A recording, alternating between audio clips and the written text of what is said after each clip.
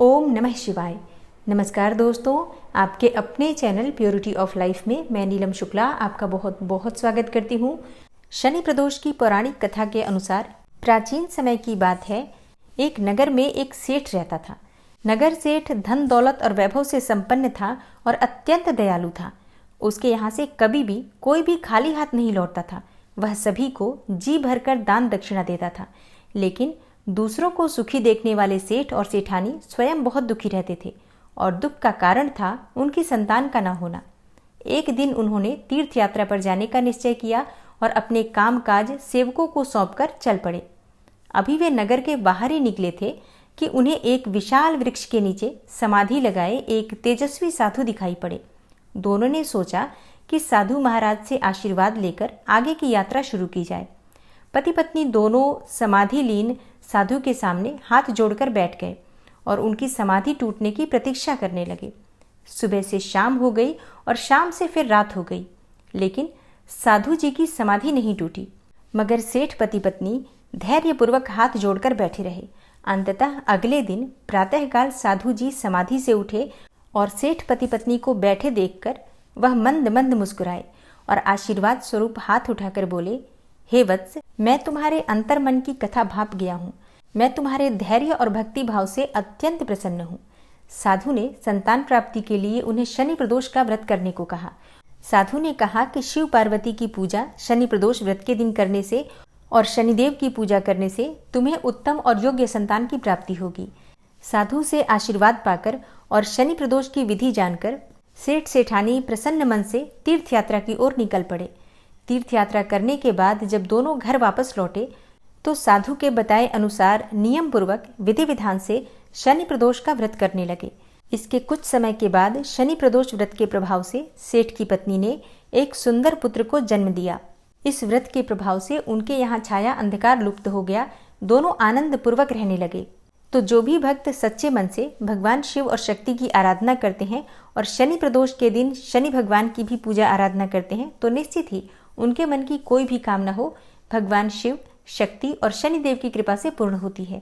तो जो भक्त प्रदोष का व्रत धारण करना चाहते हैं, सुबह जल्दी उठेंगे, ब्रह्म मुहूर्त में उठ जाइए और उठकर नित्य कर्मों से निवृत्त होकर स्नान कर लीजिए, साफ स्वच्छ वस्त्र धारण कर लीजिए।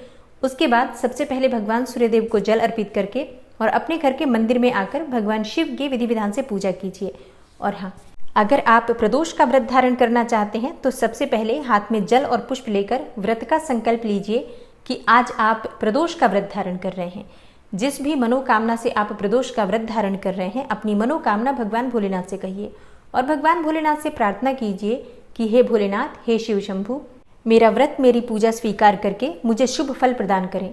व्रत में पूजा पाठ में जाने अनजाने अगर मुझसे कोई भूल चूक हो जाए तो उसके लिए मुझे क्षमा करें। इस प्रकार से व्रत का संकल्प लेने के बाद आपका व्रत शुरू हो जाता है। इसके बाद आप विधि विधान से भगवान शिव की पूजा आराधना कर लीजिए और पूजा पूर्ण करके आरती कर लीजिए। अब अगर आप व्रत धारण कर रहे हैं तो व्रत में आप फलाहार कर सकते हैं या चाहे तो निर्जल व्रत भी धारण कर सकते हैं। अगर आप निर्जल व्रत धारण करते हैं तब तो आप जल भी ग्रहण नहीं कर सकते हैं, लेकिन अगर आप फलाहार कर रहे हैं तो ऐसे में आप कोई सा भी फल खा सकते हैं, जूस पी सकते हैं, फलों का रस ले सकते हैं और फलाहार और जलाहार के द्वारा आप प्रदोष का व्रत धारण कर सकते हैं। शाम के समय प्रदोष काल में भगवान शिव की पूजा विशेष रूप से की जाती है। तो दूध, दही, घी, शहद, शक्कर पांचों चीजें मिलाकर पंचामृत बना लीजिए और हाँ, इसके साथ ही शुद्ध जल अवश्य रखिए।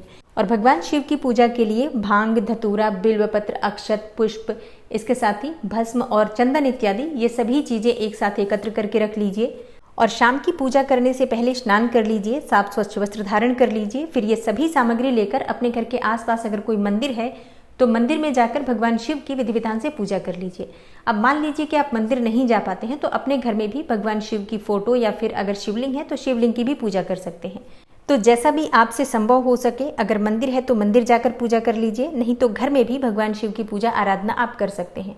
प्रदोष व्रत के दिन अगर आप शिव मंदिर में दीप दान करते हैं, दीपक प्रज्वलित करके भगवान शिव को समर्पित करते हैं तो किसी भी प्रकार की परेशानी से आपको मुक्ति मिल जाती है और जो भी आपकी मनोकामना होती है निश्चित ही भगवान शिव की कृपा से वो पूर्ण होती है। तो आज के दिन घर के आसपास कोई मंदिर है तो वहां पर आपको दीपदान अवश्य करना चाहिए। और जैसा कि इस बार शनिवार के दिन प्रदोष का व्रत रखा जाएगा, तो जब शनिवार के दिन प्रदोष का व्रत आता है तो इसे शनि प्रदोष कहा जाता है। और शनि प्रदोष किसी भी प्रकार की शनि पीड़ा से मुक्ति पाने के लिए बहुत श्रेष्ठ माना जाता है। अगर आप शनि की साढ़े साती से परेशान हैं, ढैया से परेशान हैं, शनि के गोचर में या फिर महादशा अंतरदशा के दौरान आपके जीवन में परेशानियां आ रही हैं, तो ऐसे में ये दिन आपके लिए सर्वश्रेष्ठ दिन है, क्योंकि शनि प्रदोष के दिन भगवान शिव की पूजा आराधना करने से किसी भी प्रकार के शनि दोषों से आपको मुक्ति मिल जाती है। और अगर आप शनि पीड़ा से परेशान हैं तो जल में आपको थोड़े से काले तिल मिलाकर भगवान शिव को अर्पित करना चाहिए। और अगर आपकी कोई भी मनोकामना है जो बहुत समय से अधूरी है, बहुत प्रयास करने के बाद भी पूरी नहीं हो पा रही है, तो ऐसे में भगवान शिव की आज शाम के समय यानी कि प्रदोष काल के समय विधि विधान से पूजा कर लीजिए और इसके बाद भगवान शिव को शमी के पत्र या फिर शमी के पुष्प अर्पित कीजिए। शिवलिंग पर आज के दिन शमी के पत्र या पुष्प अर्पित करने से किसी भी प्रकार की मनोकामना आपकी पूर्ण हो जाती है। आर्थिक, शारीरिक, मानसिक कोई भी परेशानी आपके जीवन की हो समाप्त हो जाती है। धन प्राप्ति की कामना हो, संतान प्राप्ति की कामना हो, विवाह में बाधाएं हो या फिर आपके काम काज में, नौकरी और व्यापार में परेशानियां आ रही हैं, तो ऐसे में शनि प्रदोष के दिन आप अगर शमी पत्र या शमी का पुष्प अर्पित करते हैं शिवलिंग पर, तो हर प्रकार की मनोकामना पूर्ण हो जाती है। और हाँ, आज बिल्व पत्र अर्पित करते समय प्रत्येक पत्ते पर राम राम राम सफेद चंदन से लिखिए और फिर भगवान शिव को अर्पित कीजिए ओम नमः शिवाय इस मंत्र का जप करते हुए। शास्त्रों के अनुसार इस प्रकार बिल्व पत्र अर्पित करने से समस्त प्रकार के जाने अनजाने में किए गए जो पाप कर्म होते हैं वो नष्ट हो जाते हैं और फिर किसी भी प्रकार की मनोकामना आपकी होती है वो पूर्ण हो जाती है। तो अगर आप बिल्व पत्र अर्पित करते हैं तो इस बात का ध्यान अवश्य रखिए। शनि प्रदोष के दिन धतूरे के फल भगवान शिव को अवश्य अर्पित करने चाहिए। इससे आपके जीवन में आ रही समस्त बाधाएं दूर होती हैं। अगर आप कर्ज से परेशान हैं या फिर रोग से परेशान हैं या फिर शत्रुओं से परेशान हैं, किसी भी प्रकार की परेशानी आपके जीवन में आ रही है, अगर आप धतूरे का फल अर्पित करते हैं तो निश्चित ही आपको परेशानियों से मुक्ति मिलती है। तो 1 जुलाई 2023 यानी कि शनिवार के दिन प्रदोष का व्रत रखा जाएगा। तो अगर आप प्रदोष का व्रत नहीं भी करते हैं तो पूजा अवश्य कीजिए। उपाय आप कर सकते हैं, सभी उपाय आप कर सकते हैं और ये सभी उपाय आपको प्रदोष काल में करना है। और प्रदोष काल की पूजा का शुभ मुहूर्त आपको प्राप्त होगा 1 जुलाई को शाम 6:45 से रात्रि 8:30 तक। ये प्रदोष काल की पूजा का शुभ मुहूर्त है। इस समय में अगर आप भगवान शिव की आराधना करते हैं, मंत्रों का जप करते हैं, तो इससे भगवान भोलेनाथ की विशेष कृपा आपको प्राप्त होती है और किसी भी प्रकार की इच्छा हो आपकी पूर्ण होती है। प्रदोष व्रत के दिन भगवान भोलेनाथ के मंत्रों का जप जैसे कि ओम नमः शिवाय या फिर पंचाक्षर मंत्र नमः शिवाय या फिर महामृत्युंजय मंत्र का आप जप कर सकते हैं। आप चाहें तो शिव चालीसा का पाठ कर सकते हैं, शिव सहस्त्र नाम का पाठ कर सकते हैं या शिव महापुराण की कथा भी पढ़ सकते हैं या सुन सकते हैं।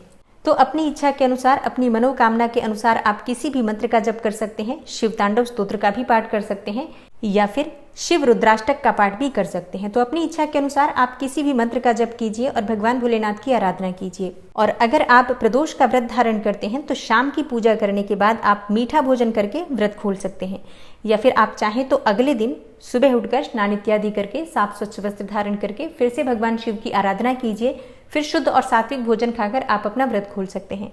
मतलब जिस प्रकार से आपने व्रत शुरू किया है उसी प्रकार से आपको नियम पालन करना चाहिए। तो ये है आज की वीडियो। उम्मीद करती हूँ आपके लिए उपयोगी होगी। मिलती हूँ मैं आपसे अगली वीडियो में। तब तक के लिए नमस्कार।